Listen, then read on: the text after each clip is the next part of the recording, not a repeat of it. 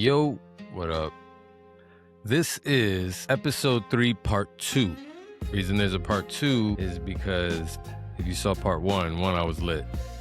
And the storage in my laptop became an issue, cut my recording off. I thought I continued recording, I did not, so it got cut off. Then I attempted to do a part 2, also lit. Not ridiculously lit, but lit enough that I didn't turn on the mic. 30 minutes of nothing. So this time I decided coffee and a little weed. Coffee and weed. Here we are. Anyway, I was in my high school vibe in part 1. We were talking about Polk and Testa, the dean of discipline. The reason I brought him up is because it was real. And part 1, the comments that I got online were actually pretty funny because students that went to school, everybody confirmed what was the thing about this man. I don't know. It's like he had it out for certain people, but I'm not saying we weren't a handful. Salle, class of 95, we were a fucking handful. I don't know if y'all know what Freshman Friday is, but Freshman Friday is when the seniors, the first week of school, the seniors fuck up the freshmen. Why were we the ones jumping the fucking seniors and scaring them? That shit was, in hindsight, fucking hilarious. And my sister and my parents, everybody worried about me cutting school. Man, Polk and Testa said this to detention so much that, like, if I knew I was getting to school late with my boy Marcus, rest in peace, like, if we were going to be late, we just cut. We just said, fuck it. We called up the school like we were our own parents.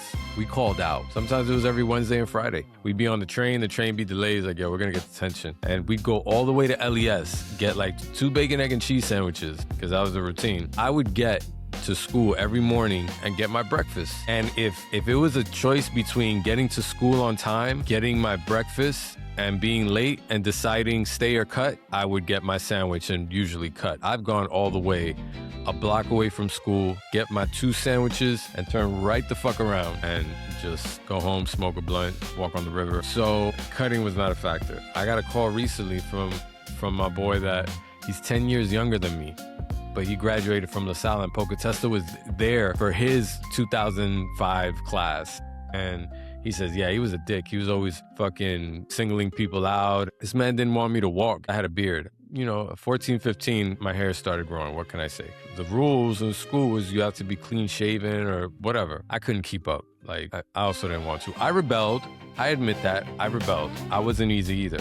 But when I see unfair shit, yo, the war is on. You know what I'm saying? Like, if you're going to play dirty, then that's it. I'm not playing fair either. So he would just always send me to detention. I would avoid him as much as possible so he wouldn't fucking see me and scope me out. I remember one time in the lunchroom, he came and he's like, Bada. He goes like that. He looks at me, he's like, detention. So at that point, I just shrugged my shoulders like, you know, I was used to that shit. And then he goes, why don't you just shave it? I remember saying, nah, that looks gay.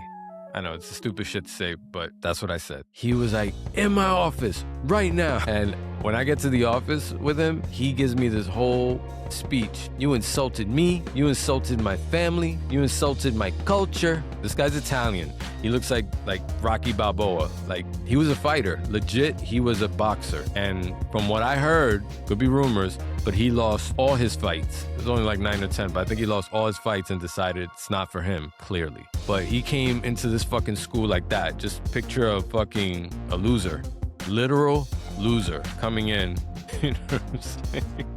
And just taking his loser status out on everyone. Honestly, I think he was even a little racist, but who the fuck knows? It was just unfair. He treated people unfairly, but we weren't easy. I remember we had a teacher, I forget his name. He walked out in the middle of class. Like, the class was so wild, apparently, in that moment that he quit. He just said, fuck it.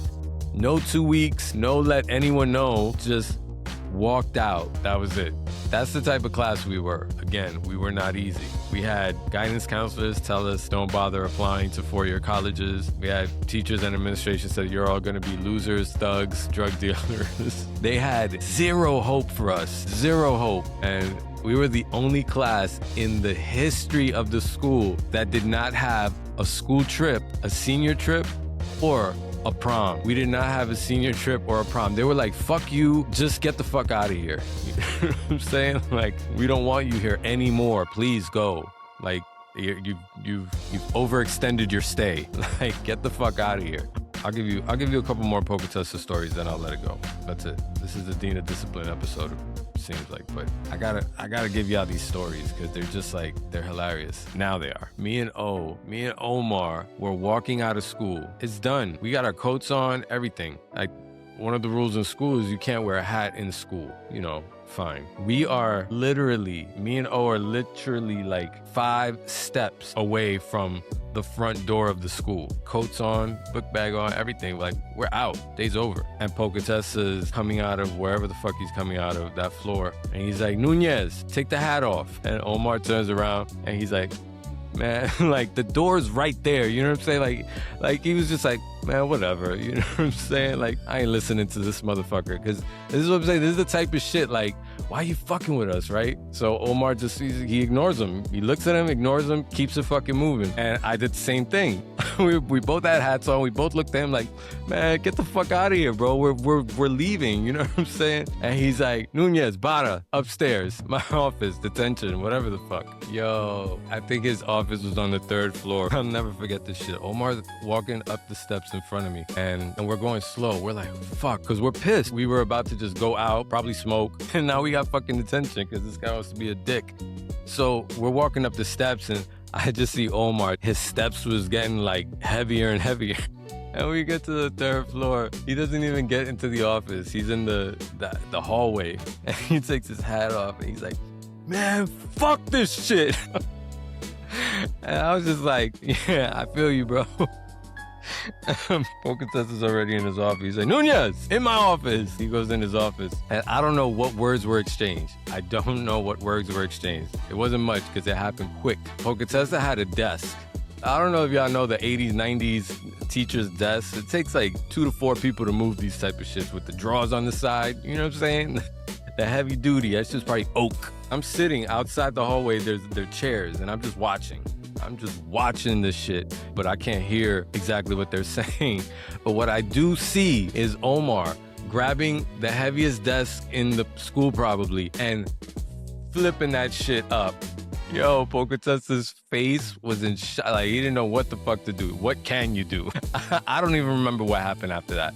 All I know is that Pocatessa went into another whole fucking rant and thought that he was on drugs and made him do like all this tests. But nah, because this man was like the most sober out of all of us. We were all smoking blunts and drinking and doing all this shit like before him. Not the drinking. If he did the test, which I think, if I remember correctly, he did the test, everything came back negative. Him and his parents were like, yeah, what, Pocatessa? You're just a fucking dick. And he got pissed. So nothing happened. No suspension, nothing. Because Pocatessa probably feared his life at that point. But yo, we were pushed. You know what I'm saying? So it was yes, we were a handful, but it was the administration of LaSalle at the time was not a good environment for the type of young adults we were becoming. So anyway, those were the Pocatessa days. He came up to me a week before graduation when we were rehearsing. He's like, if you show up with one stub on your face, you will not walk or graduate. And I was just like, you're a fucking asshole.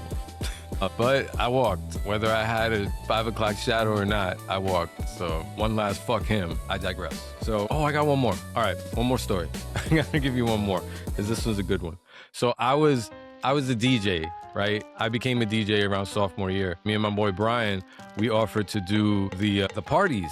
We had some fucking good parties at the school. So we were the DJs. There was a rule that if you are absent on the day of the party, you can't come to the party. One of those nights that I was DJing was also one of the days that I cut. But whatever it was, bacon, egg, and cheese or late to school, I cut. And I was just like, fuck it. I'm the DJ. Real ego shot. I'm the DJ. What the fuck's he gonna do? Send me home? I want to see him try. The whole fucking show was shut down.